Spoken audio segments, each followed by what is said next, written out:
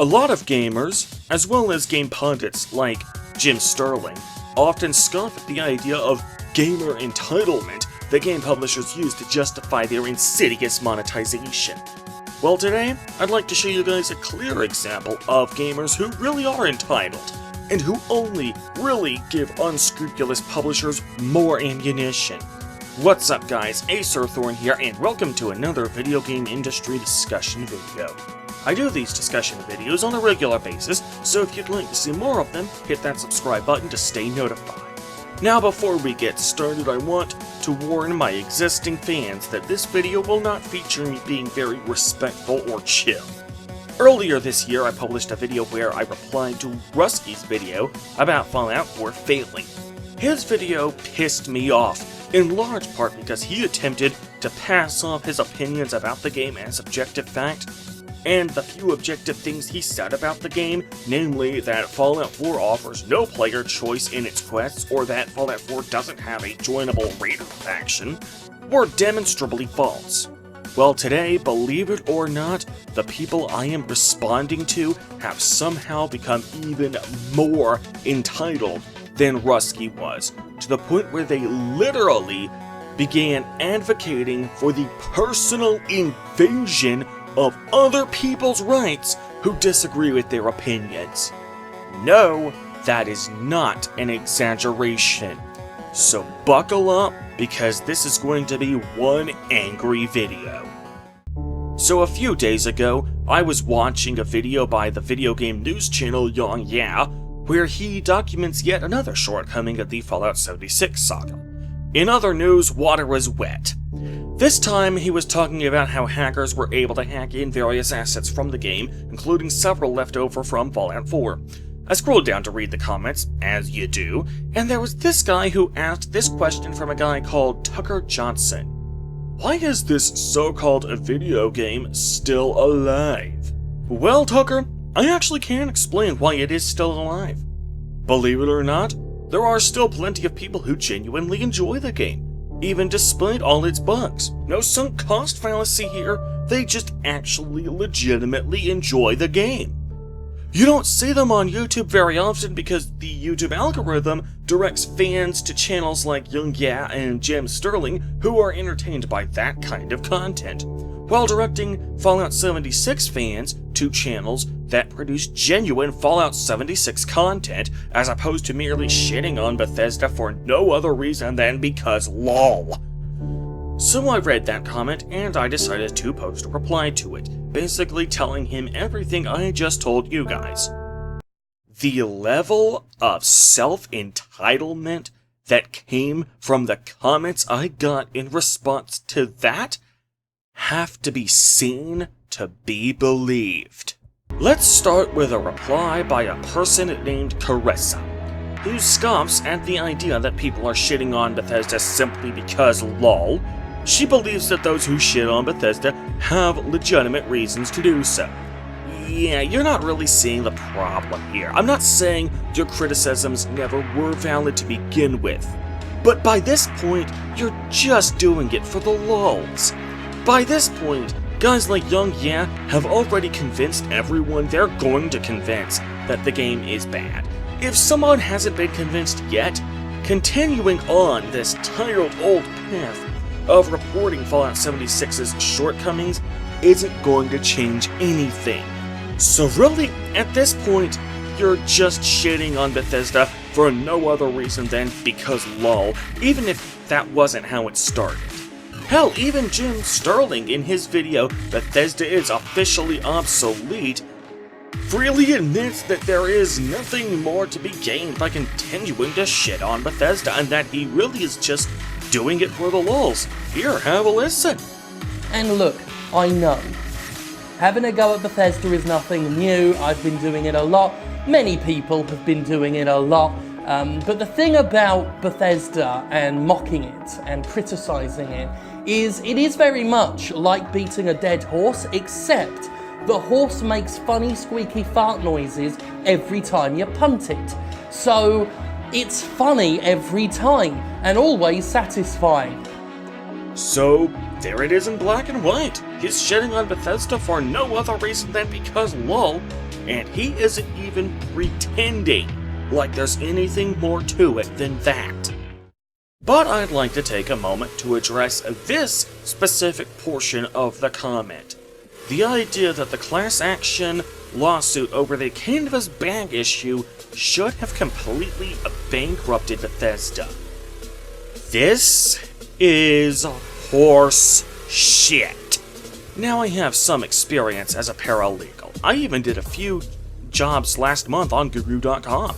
So while the things that I'm about to say may not have the level of expertise or authority as if they were coming from an actual lawyer, I do believe that I'm in a better position to know what I'm talking about than someone like Carissa.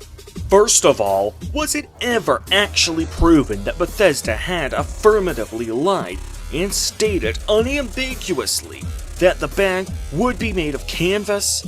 Granted, I didn't exactly follow the promotion for this game since I don't like MMORPGs, so I already knew from the outset that I wasn't going to buy this game. So maybe someone can post a comment down below. Was there ever a time when Bethesda unequivocally said that the bag in this pre-order bundle would be made of canvas? Just because the bag used in the promotional snapshot was presumably made of canvas doesn't mean that's the material they explicitly promised. Kind of like how when you go to a restaurant and order some food, it almost never looks as mouth-wateringly delicious as it looks in the menu or commercials. That doesn't mean the restaurant is guilty of false advertising, does it? Hell, is there any proof that the bag in the promotional picture was itself made of canvas? Maybe it was just the lighting used in the picture or the angle at which it was shot that made it look like canvas when it really wasn't.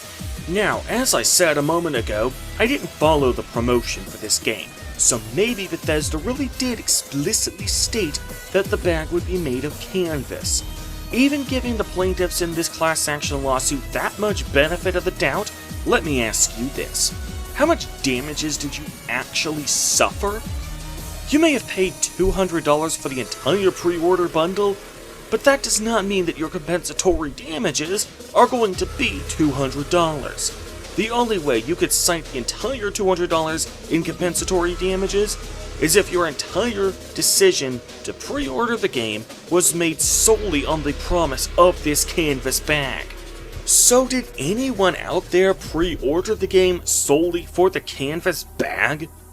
Was there anyone who pre-ordered the game who wouldn't have pre-ordered it had they known the bag was going to be made of nylon? I remember Angry Joe mentioning in his review of Fallout 76 that he pre-ordered the $200 version of the game primarily for the power armor helmet, but the bag? Was there literally even one single solitary person who looked at this pre-order bundle and thought to themselves, the Fallout 76 game? I'll wait until I see some reviews before I buy that thing. The power armor helmet? Meh, I don't do a lot of cosplaying. Oh my god, a canvas bag, shut up and take my $200! 'Cause, unless that was your mindset, then you cannot legitimately say that Bethesda's misrepresentation about the materials used in the bag had actually fraudulently induced you to pre-order a product you would not have pre-ordered otherwise. Unless you had that specific mindset, then it is clear that you would have pre-ordered the game anyway, either for the game or the power armor helmet, and the bag was just a bonus. If that were the case, then your compensatory damages are not $200. Instead, you would only get as much compensatory damages as it would cost you to go out and buy your own canvas bag in place of the nylon one. That's it. Just a canvas bag and absolutely nothing else. Well, I did a simple Google search. It took me about 30 seconds. I was able to find a canvas bag on Amazon.com for only $16. There's your compensatory damages right there. $16 per plaintiff. Okay, you're probably thinking, what about punitive damages? What about punitive damages? Do you guys have any idea how punitive damages work? First of all, in order to collect punitive damages, you have to prove that the defendants acted maliciously and in full knowledge of the illegality of their actions. You cannot get punitive damages just for negligence on the defendant's part. You have to prove that Bethesda had intentionally lied about the materials used for the bag, knowing full well that they would sell significantly fewer pre-order copies if they were honest about the bag being made of nylon. So they intentionally lied about the material in order to boost pre-order sales.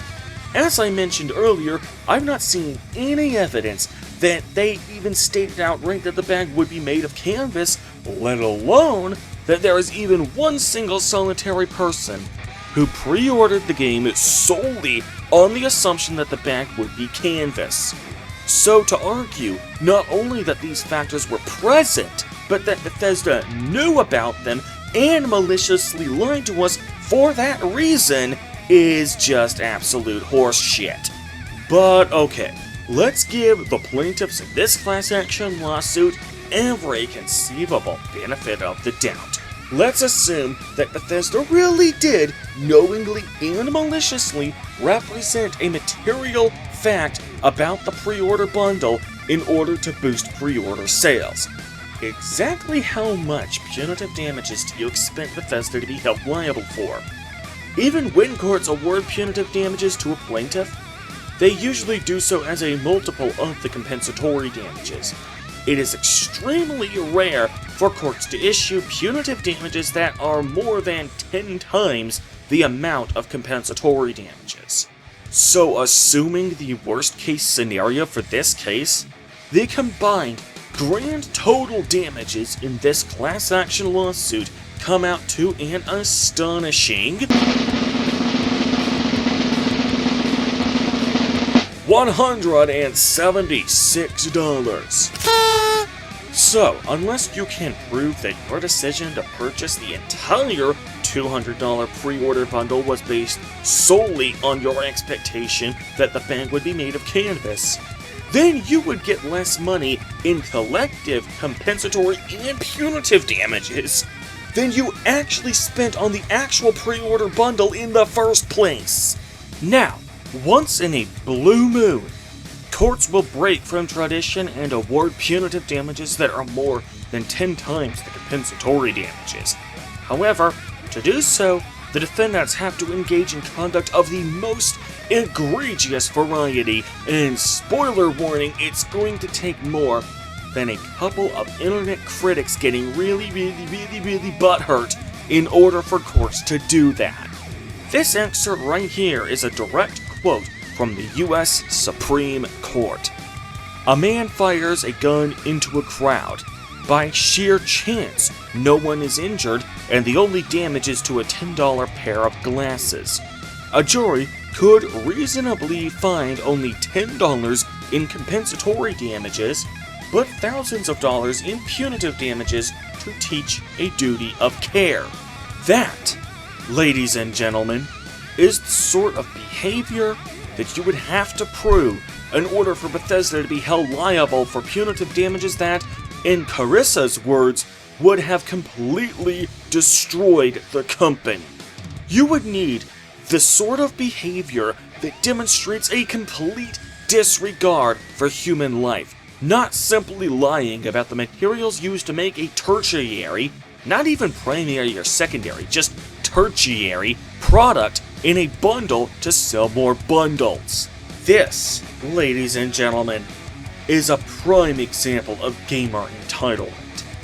The idea that just because Bethesda made a single slip-up when marketing their pre-order bundle, a slip-up we have no reason to suspect they did maliciously, was so atrocious that it should have single-handedly bankrupted the company.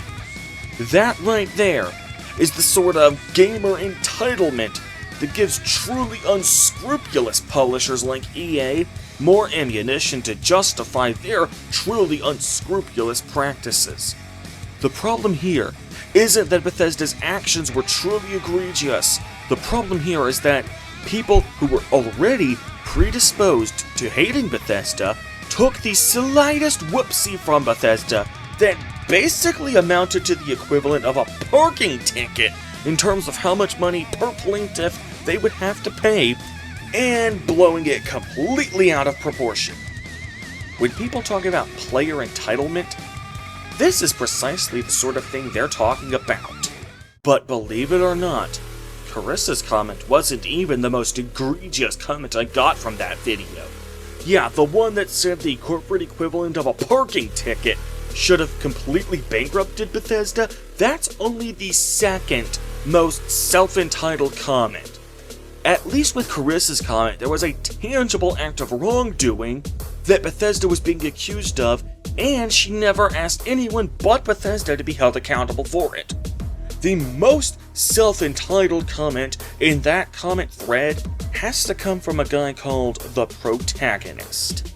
The Protagonist writes, "I don't respect people who play Fallout 76. They deserve to be actually banned from gaming. Everyone who enjoys this type of content are possibly the same arrogant fuckwits who doomed this entire gaming industry to what it's sadly today.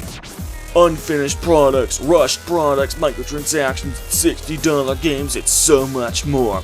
The entire community of 76, no matter how long they were brainwashed, obviously, know that Fallout 76 is a mess. They just forced themselves to like it." Wow. Just wow. Remember at the beginning of this video when I said there were people advocating that we actively invade on other people's private lives who disagree with their opinions? Yeah, I wasn't kidding. Actually banning people from playing video games just because they enjoy Fallout 76. Are you fucking kidding me? Now, to the Protagonist's very limited credit, he does make at least a teensy-weensy tiny effort to justify his hatred of these people by blaming them for the current epidemic of truly unscrupulous business practices like microtransactions.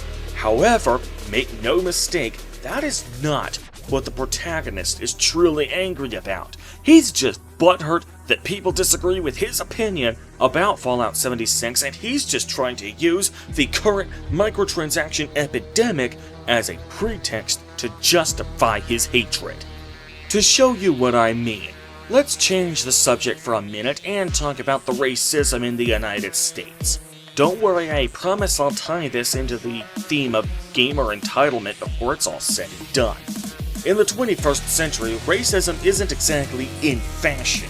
Hell, even homophobia is quickly going out of fashion, although it isn't quite there yet. However, there are still plenty of racists in this country. To get around the taboo of being racist, many racist pigs will argue that whites are the new victims of racism now, that things like affirmative action and Black History Month have elevated black citizens beyond simply being equal to whites to actually being superior to whites. It's like the complete opposite of what it was a century ago. It's more like institutionalized racism against whites rather than genuine racial equality.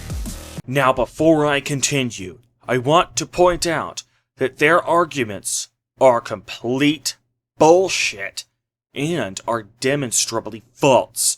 There is not a single law on the books right now in this country that actively discriminates against white people. So before anyone posts a comment defending your racist bullshit, I want you to accompany that argument with official sources that affirmatively prove your point. And no, the website of the KKK does not count as an official source. That being said, their arguments are clearly pretextual. This is not and has never been about undoing racism against whites. This is not and has never been about countering a black supremacist movement. the current argument that the USA is practicing institutionalized discrimination against whites is merely a thinly veiled attempt to cover up what this has always been about: white supremacy, racism for its own sake.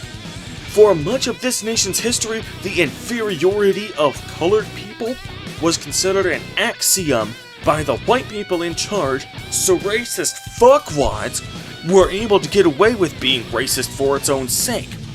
But since that attitude will no longer fly in polite society, they instead cling to the one argument they can think of that would give them a trillionth of a percent of a leg to stand on.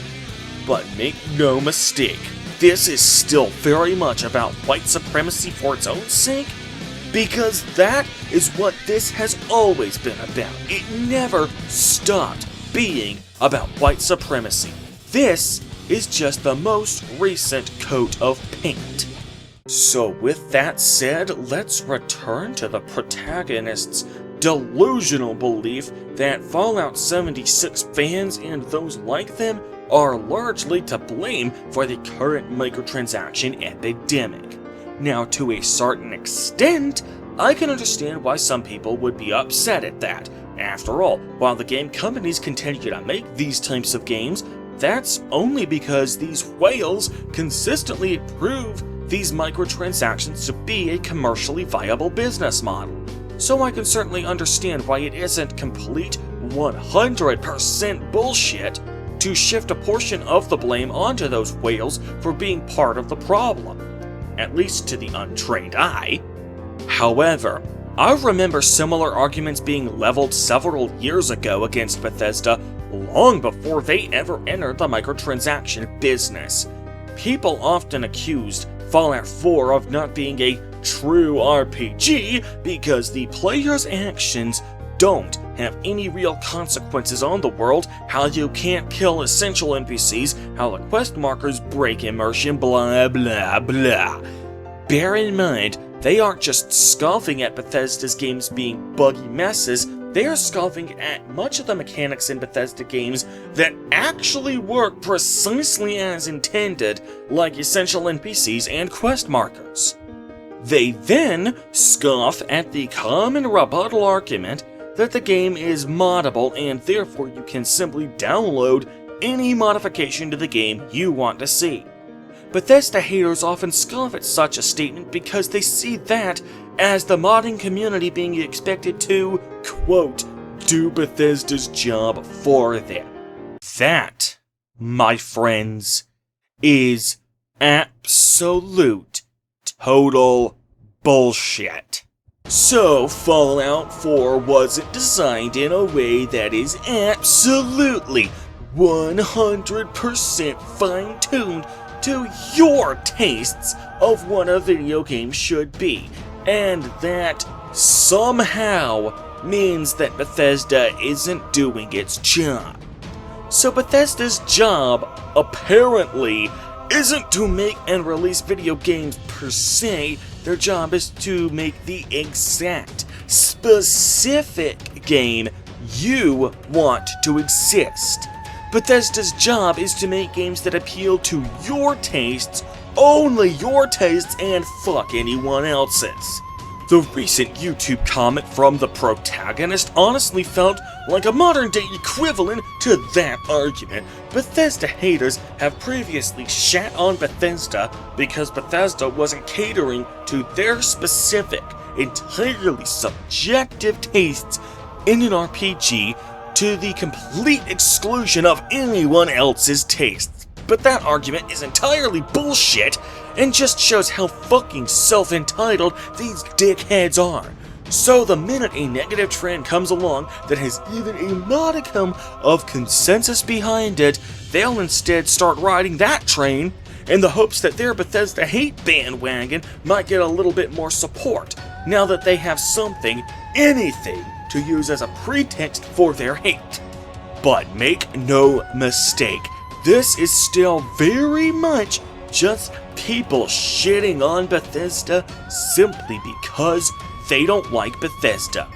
Just like with the aforementioned example of racists using alleged black supremacy as the absolute bare minimum excuse for their own bigotry, Bethesda haters are likewise simply using the current microtransaction epidemic to hopefully make their argument look at least slightly objective. But make no mistake, this is still very much a matter of Bethesda being shat on because they aren't appealing to your specific tastes. That's what this is still about, because that's what this has always been about. So Bethesda needs to start making games that appeal only to your tastes, and to hell with anyone else that might enjoy their games. Fuck you. Fuck you in the ass. But then you have the unmitigated gall to sink to a new low and argue that gamers, not Bethesda as a company, but the gamers who actually enjoy their games, deserve to be banned from gaming altogether because they create a market for games you don't like? Fuck your mother in her ass! This, ladies and gentlemen, this right here is the epitome of gamer entitlement. When a game publisher or game journalist talks so often about gamer entitlement, this right here is what they're talking about. So in conclusion, I would like everyone who sees this video to take a good long look at yourselves in the mirror. I want you to ask yourselves if you are part of the problem here.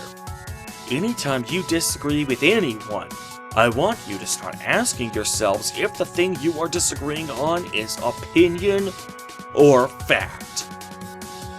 And if you decide that it is the former, learn to treat your adversary with a modicum of respect, since he has just as much a right to his opinion as you have to yours. And with that, I bid you all adieu. Acer Thorn out. Peace.